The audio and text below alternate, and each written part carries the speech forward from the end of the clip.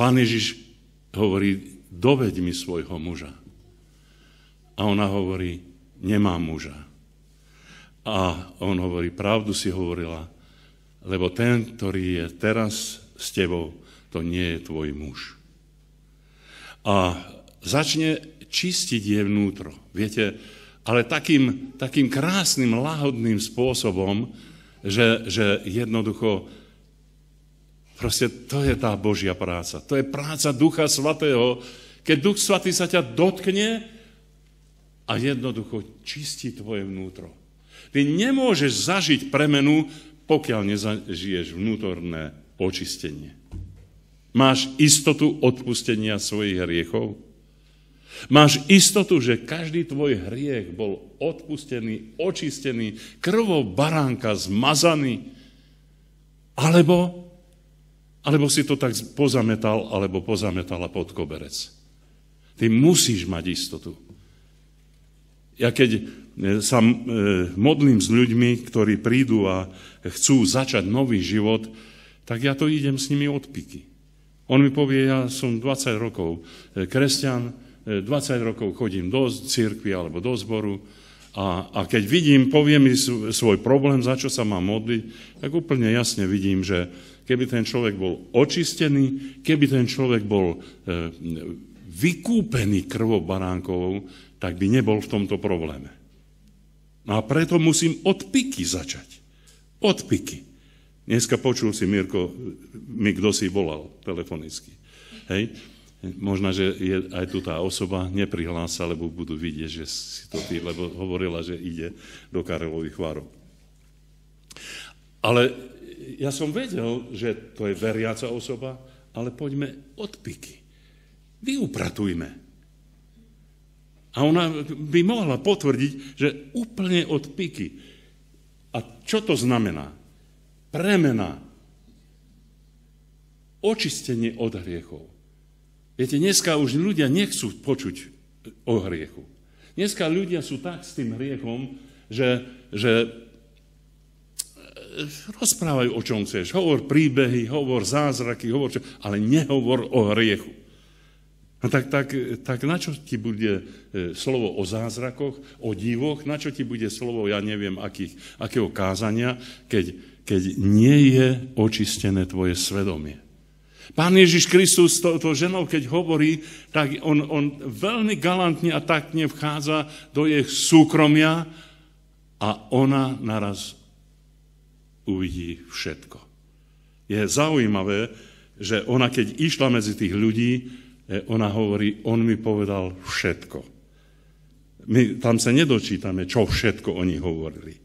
Ale ona jednoducho mala to hlboké prežitie, že sa dotkol Pán Ježiš všetkého, celého jej vnútra, celého jej prežívania, všetkého, aj tej najintimnejšej, tej najskrytejšej komórky jej srdca. Pán sa dotkol. Ty musíš, ak chceš zmenu, ak nechceš len navonok odstraňovať kvas, ak nechceš len navonok meniť situáciu a nechceš si imidž naprávať v živote, proste, tak prosím ťa, ty musíš pochopiť jednu vec, že od piky, teda od gruntu, od počiatku musíš mať hlbokú istotu odpustenia svojich hriechov.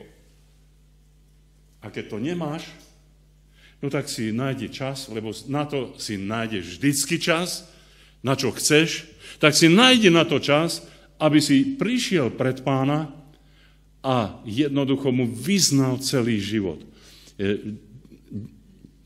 A ja ti tak poviem v takej kocke, čo to obsahuje to očistenie. To je hriech. A to je hriech, ktorým hrešili sme proti Bohu, hriech, ktorým sme hrešili proti ľuďom, hriech, ktorým sme hrešili aj proti svojmu vlastnému telu a hriech nášho jazyka. To je tak široká oblasť, že ak tieto veci, ešte raz, hriech proti Bohu, hriech proti ľuďom, hriech proti vlastnému telu a hriech nášho jazyka, ak tieto oblasti nie sú krvou baránka dostatočne očistené, tak ty nemáš pevnú pôdu pod svojimi nohami. Tu začína zmena. A potom prichádza to ďalšie, že sme očistení od generačných kliadieb, od toho generačného zla. Viete, veľmi ťažko to znášajú, najmä v kresťanských kruhoch a tzv. Veriacich kruhoch, keď ja hovorím o generačnom zle. Ale viete čo služba?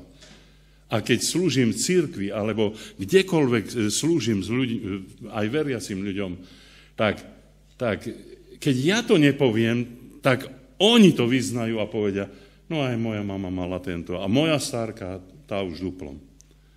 Rozumiete? Ide to z generácie na generácie.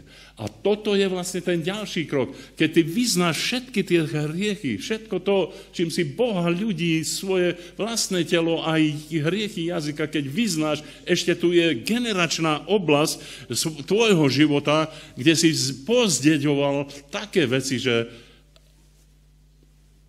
ani nevieš o tom. A trpí tvoje okolie. A hovorí, potom prichádzaš na to, no aj moji predkovia mali s týmto problém. Aj moji predkovia tu zlyhávali a tak ďalej. No a preto hovoríme, že to je kliatba, lebo jednoducho ten človek nemá pokoj. Nedojde vnútorného pokoja. Lebo tam, kde je tá základná zmena, tam, kde dochádza k očisteniu od tých hriechov, tak tam je potrebné, aby došlo aj oddeleniu od tých generačných hriechov. No a niektorí ľudia urobili prešľap do okultného sveta. A viete, to sú niekedy veľmi ťažké prípady. Ja viem, ja nerozprávam niečo, čo som prečítal z kníh. Ja ani nemám okrem Biblii čas čítať iné knihy. Ja mám toľko osobných skúseností v tejto oblasti, že vidím, ako ľudia, keď urobia ten prešľap do toho okultného sveta, ako sú navlačovaní, ako tie moci temná, ktoré sú... Ako by som vám charakterizoval tie moci temná, aby ste za každým nevideli nejakých duchov a nejakých, ja neviem čo. Tie moci temná, to sú vlastne... To je niečo úplne opak moci svetla. To sú spôsoby myslenia, prežívania, cítenia, túžob a všetkého toho chápania vôbec existencie aj samého seba. Všetko to chápanie je opačné, ako nás chápe Boh. A to sú moci temná. A človek vždycky má veľmi blízko k tomu telu a to telo je veľmi poddajné týmto veciam. Proste je poddajné aj skaze, aj chorobám, aj všeličomu tomu a jednoducho, ale aj naše myslenie. Ty, ak chceš byť oslobodený od moci temná, ty musíš jednoducho vojsť do kráľovstva jeho slávy a poddať sa v každom cite, môže si to napísať, každom cite, každej túžbe, každom cieli tvojho života a vo všetkých predstavách o živote a o tom, po čom túžiš alebo čo máš, všetko dať do vôle a do toho, čo sa ľúbi Pánu Ježišovi Kristovi. Toto je vlastne oslobodenie. Ak my toto nevieme urobiť, no tak nás drží duch smilstva, potom nás drží duch sebectva, potom nás drží duch modlárstva, potom nás drží...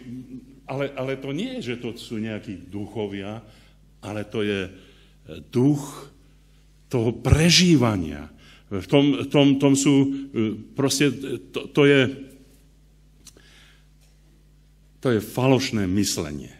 To je zlé myslenie. Keď myslíš tak vo všetkom, ako myslí Pán Ježiš Kristus, tak vtedy si skutočne slobodný a slobodná. V čom nedokážeš tak mysleť ako on a povieš si, no predsa som len človek, no tak tam máš problémy. Tam máš problémy a tie problémy ťa ťahajú v zem. Ty musíš jednoducho ísť do toho svetla Pánovho a skontrolovať každý cit, každé prežívanie, každé právo, každý nárok, všetko, čo si o čom myslíš. My ako kresťania povieme, že áno, Pán Ježiš mal pravdu. Proste on je svätý, no dobre, ale prečo potom v našich životoch nefunguje to, čo fungovať má? Prečo sme takí ubolení, ugňavení, utrápení, ušlapaní? Či to robí Boh? Nie. On prišiel preto, aby sme mali hojnosť, aby sme mali plnosť. No a jak je to možné, že my sa tu trápime na tom svete? Či nedal tú hojnosť všetkým? Len niektorým? Treba z bratovi Barkovcim, ako mu je dobre však. A tebe to nedal? Aj tebe to dal. Len ty si to, čo s tým urobil? Preto ty potrebuješ, ak prichádzaš k tej zmene a chceš, aby Boh urobil tú hlbokú zmenu v tvojom živote, ty musíš ísť úplne do podstaty svojho cítenia, myslenia, prežívania, túžob a práv a nárokov a všetkého. A všetko poddať pod vládu Pána Ježiša Krista. No a keď táto žena pochopila, že Pán Ježiš sa dotkol všetkých tých oblastí jej života, ona nechala tam svoje vedro, predstavte sa, ani sa nerozlúčila s Pánom Ježišom. Viete prečo? Lebo vedela si, že sa s ním ešte stretne. A keď nie na tejto zemi, tak tam v nebi. Halelujá. Rozumiete, s Pánom Ježišom sa nikdy netreba lúčiť. To je jedna dobrá pripomienka, že nikdy sa s Pánom Ježišom nelúčte, ale proste naplňte to, čo máte v srdci, keď on vám povedal pravdu o vás, keď Pán Ježiš povedal pravdu o tvojom charaktere, keď Pán Ježiš povedal o tom, proste a tak galantne, tak